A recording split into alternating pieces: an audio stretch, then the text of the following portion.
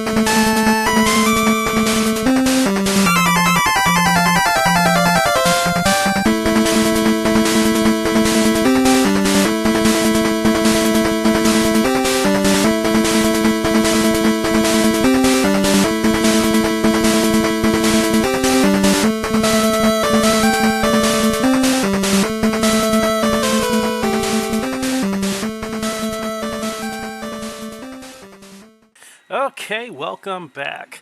So you're probably asking yourself how you get a game for as a gift and not realize that you got it. So, interesting story behind this one. It's another Grandpa Ray game. This will be the last Grandpa Ray game, though. This is the last one I can remember that he got for me, but it's also the first one that I remember. So, I believe I got this year after I got my NES. But the way I got it was I had opened up a gift, and it was a big box that held all your NES cartridges.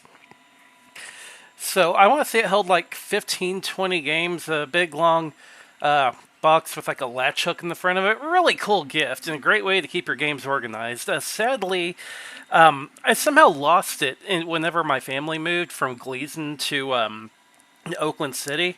Don't know where this carrier went, but totally lost it. So I didn't have it for very long, only like a year or two. I totally remember getting it though. And I'm like, this is a cool gift. I really like it. So opened up everything else, and a week or two later, I'm here like, okay, I need to, get my NES games in here. And at the time, I didn't have a whole lot, maybe 5 or 6.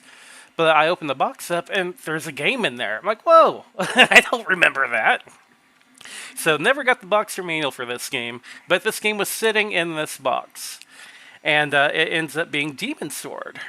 So of course, whenever you get a new game, you obviously want to slap it in and play it right away. So I immediately throw this in my Nintendo and start to play it. And at first, I can't figure it out, and I'll try to explain it to you guys a bit. Your character, if you've ever played Legend of Cage, which at the time I hadn't, but this game, I believe, is a sequel to Legend of Cage. And your dude jumps like a madman. It is like you're on the moon. Or maybe even something with lower gravity than the moon. Because he probably jumps like, I want to say 15 times higher than his sprite is. Like you can literally jump higher than the actual screen. The screen will scroll with you. And that kind of puts the idea in your head, you want to jump and fly through these stages, which you can do. But if you do that, you're going to find yourself beaten down pretty quickly. I did try that for a while, but the way to actually play this game, you have to kind of stay ground based and swing your sword, throw your ninja stars at all the enemies coming at you. And you can collect keys, which allow you to go in these rooms to allow you to get power ups. And sometimes it's like a magical attack, sometimes you actually boost your physical power and how much damage you do. There's also these orbs that you can collect. And some of the orbs replenish your life whenever you run out of life, but on top of replenishing your life, they add a chunk to your health bar. It's a really cool mechanic, but it's like done really weird. Usually, if you add to your health bar, you just add to your health bar right when you get it. But in this game, you actually have to run out of health, and then it'll add to your health bar along with refilling your health. So kind of a different way to get your life to go up, but it works. But once you get powered up, you can start to fly through the levels a lot quickly, or a lot more quickly. So the way of doing it, in my opinion, you spend a long time in level 1 just grinding enemies and getting more powerful, collecting all these items. Afterwards, you start going in the little rooms with the doors on. There's usually like a little face against a wall with a door. You go in there and there'll be a sub-boss in there. You beat that sub-boss and you get a magic attack. And I believe there's like 4 different ones in the game. You more or less pause the game, select which magic attack you want to use, and then whenever you hit select, you'll perform the attack. It's usually like some kind of screen clearing thing. Now, sometimes you'll go in these rooms and there's not a sub-boss in there, and there'll just be a statue holding an item that you can pick up, which that comes in pretty handy, to be honest, because it's something that, you know, if you're already kind of hurting a little bit, just to open up that door, you're prepping yourself for a fight. It's like, nope, free item, enjoy. It's always great. But once you're powered up enough, you can tear through the bosses pretty quickly. Although I will say that the game does kind of get easier as you go on, as it does harder, because the sword that you have is like, it grows every level. So the first level, you don't really even have a sword. You have like a butter knife that you're attacking with. It's tiny, has no range, but every time you beat like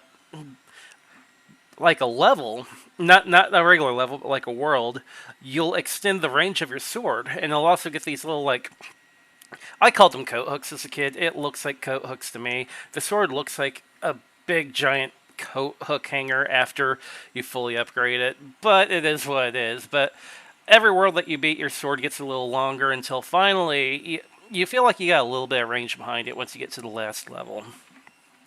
That being said, like I said, I do grind a lot in the beginning to beat this game. A lot of the reason behind that is the final boss. Usually the final boss, I don't even bother attacking head on. I'll pause, I'll select my magic, and I will spam magic so hard. And eventually I'll beat the final boss just by spamming all the magic that I've been saving up through the entire game.